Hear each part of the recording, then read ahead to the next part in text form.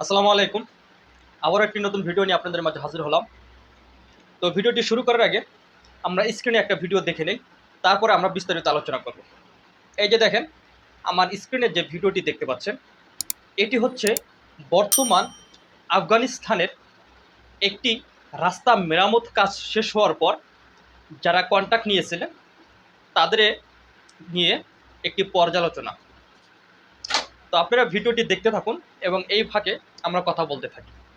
দেখেন, একটি দেশ উন্নত কখন হয়, একটি দেশের মানুষ কখন আলোর পথ দেখে, এভাবেই একটি দেশের যখন তদারকি করা হয়, যখন সেই দেশের এমপি মন্ত্রী কাজের সঠিক হিসাব নেয়, যখন একটি দেশ থেকে দুর্নীতি দূর করা হয়, তখনই কিন্তু একটি দেশ খুব দ্রুত এগিয়ে যায়। আর এটারই বহিঃপ্রকাশ আমরা দেখতে পাচ্ছি এই ভিডিওতে। এই ভিডিওর মাধ্যমে আমরা যেটা দেখতে পাচ্ছি, যখন কোনো কোম্পানি অথবা কোনো সংস্থাকে কোনো কাজ দেওয়া হয়, সেই কাজের হিসাব মাঠ পর্যায়ে না নিয়ে যদি তাদেরকে সম পরিমাণে, অর্থাৎ যদি তাদেরকে ছেড়ে দেওয়া হয়, তাহলে সেই কাজের ভিতরে যে দুর্নীতিগুলো হয়, যে সেই কাজের ভিতরে কারচুপিগুলো হয়, আমরা কিন্তু সেগুলো বাদ বিচার করি না। অথচ দেখেন, আফগানিস্তানের মতন একটি দেশ, যারা 25 বছর যুদ্ধ করেছে পৃথিবীর সমস্ত ক্ষমতাধর শক্তিধর রাষ্ট্রের সাথে, সেই দেশগুলোর সাথে যুদ্ধে থেকে বিজয় অর্জন করে তারা আজ কত দ্রুত দেশকে এগিয়ে নিয়ে যাচ্ছে। একের পর এক তারা মেগা প্রজেক্টগুলো বাস্তবায়ন করতেছে, এমনকি তারা কোনো প্রকার দুর্নীতির আশ্রয় নিচ্ছে না। ইনি হচ্ছেন আফগানিস্তানের সড়ক পরিবহন মন্ত্রী।